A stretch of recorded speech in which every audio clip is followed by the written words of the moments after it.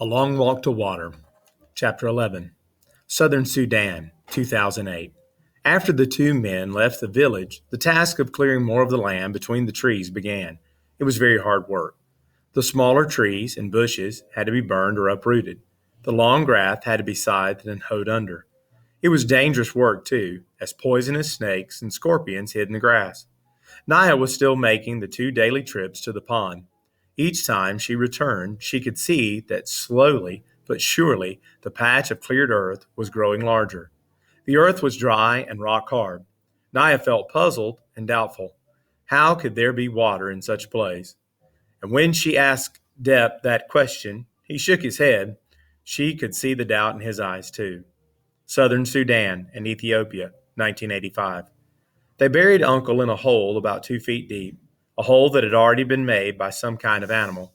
Out of respect for him, the group walked no more that day, but took time to mourn the man who had been their leader. Salva was too numb to think, and when thoughts did come to him, they seemed silly. He was annoyed that they would not be able to eat after all. While the men had been looting the group, more birds had arrived and pecked at the roasted stork until it was nothing but bones. The time for grief was short, and the walking began again soon after dark. Despite the numbness in his heart, Salva was amazed to find himself walking faster and more boldly than he had before. Mariel was gone.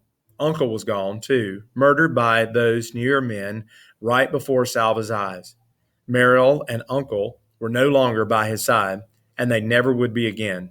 But Salva knew that both of them would have wanted him to survive, to finish the trip and reach the Aitang refugee camp safely. It was almost as if they had left their strength with him to help him on his journey. He could not think of any other explanation for the way he felt, but there was no doubt. Beneath his terrible sadness, he felt stronger. Now that Salva was without Uncle's care and protection, the group's attitude toward him changed. Once again, they grumbled that he was too young and small, and that he might slow them down or start crying again, as he had in the desert. No one shared anything with him, neither food nor company. Uncle had always shared the animals and birds he shot with everyone in the group, but it seemed they had all forgotten that, for Salva now had to beg for scraps, which was given grudgingly. The way they were treating him made Salva feel stronger still. There is no one left to help me. They think I am weak and useless. Salva lifted his head proudly. They are wrong. I will prove it. Salva had never before seen so many people in one place at the same time. How could there be this many people in the world? More than hundreds, more than thousands, thousands upon thousands. People in lines and masses and clumps. People milling around, standing, sitting, or crouching on the ground, lying down with their legs curled up because there was not enough room to stretch out. The refugee camp at Aitang was filled with people of all ages, men, women, girls, small children, but most of the refugees were boys and young men who had run away from their villages when the war came. They had run because they were in double danger, the war itself and from the armies on both sides. Young men and sometimes even boys were forced to join the fighting, which was why their families and communities, including Salva's schoolmaster, had sent the boys running into the bush at the first sign of fighting. Children who arrived at the refugee camp without their families were grouped together, so Salva was separated at once from the people that he had traveled with. Even though they had not been kind to him, at least he had known them. Now, among strangers once again, he felt uncertain and maybe even afraid. As he walked through the camp with several other boys, Salva glanced at every face he passed.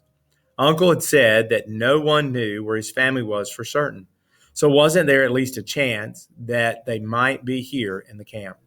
Salva looked around at the masses of people stretching out as far as he could see. He felt his heart sink a little, but he clenched his hands into a fist and made himself a promise. If they are here, I will find them. After so many weeks of walking, Salva found it strange to be staying in one place. During that long, terrible trek, finding a safe place to stop and stay for a while had been desperately important. But now that he was at the camp, he felt restless, almost as if he should begin walking again. The camp was safe from the war.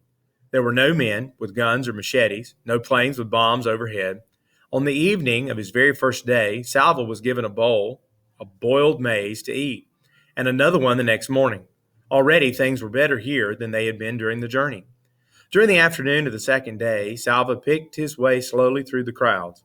Eventually, he found himself standing near the gate that was the main entrance to the camp.